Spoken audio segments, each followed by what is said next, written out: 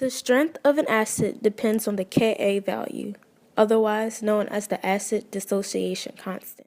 When a strong acid is mixed with water, it completely deionizes into hydronium and conjugate base ions with very little residual acid. This leads to a Ka value greater than 1. Weak acids, on the other hand, do not deionize completely. Therefore, there is greater residual acid and a smaller Ka value that is less than 1. We can thus conclude that the higher the Ka value, the stronger the acid. A buffer is a solution that can resist pH change upon the addition of an acidic or basic component. A buffer works by resisting changes in pH because the solution contains a high amount of both a conjugate acid and a conjugate base in equilibrium, allowing it to neutralize small amounts of acids or bases that are added. Once the buffer capacity is reached, the pH quickly changes because the conjugate acid or base has been depleted through neutralization and the solution is no longer in equilibrium. To calibrate a pH meter, click Sensors, Calibrate, Channel 3, and Calibrate Now. To begin, I will rinse the pH meter before inserting it into a buffer with a known pH of 4. Once the voltage of the pH meter stabilizes, I will insert this value and click OK. I will then rinse the pH meter again before inserting it into a buffer with a known pH of 7. I will wait till the voltage stabilizes and then enter this value and click OK.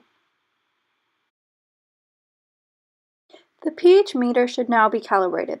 To verify, I will rinse the pH meter, insert it into one of the buffers with a known pH, and make sure that the reading is correct. To obtain the pH of an unknown, rinse the calibrated pH meter and insert it into the unknown. Wait for the pH to stabilize, rinse the pH meter, return it to its original bottle, and record the final value.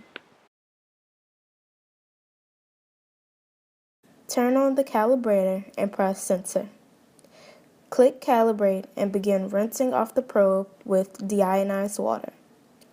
Put the pH meter in the first buffer solution and enter the known pH value of that buffer.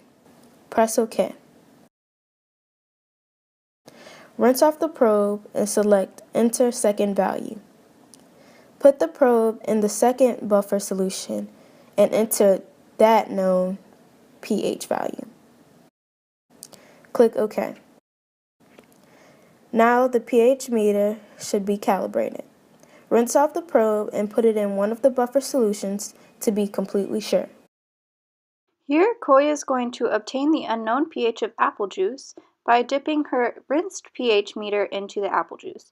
She will then wait till the pH meter stabilizes before rinsing her pH meter, returning it to its original bottle, and recording the final value in her notebook.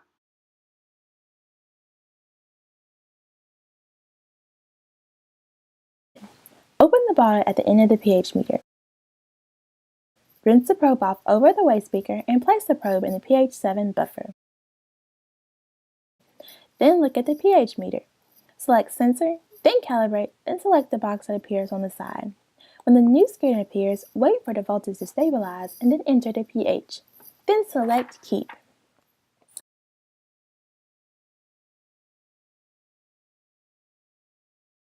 Rinse the probe off over the waste beaker and place the probe in the pH 4 buffer.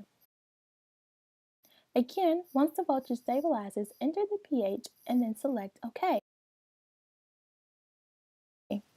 Rinse the probe and test it in one of the buffers. We do this in order to ensure that the pH is reading correctly. To determine the pH of the unknown acetic acid, Jada will insert her clean pH meter into the acid and wait for the pH meter to stabilize.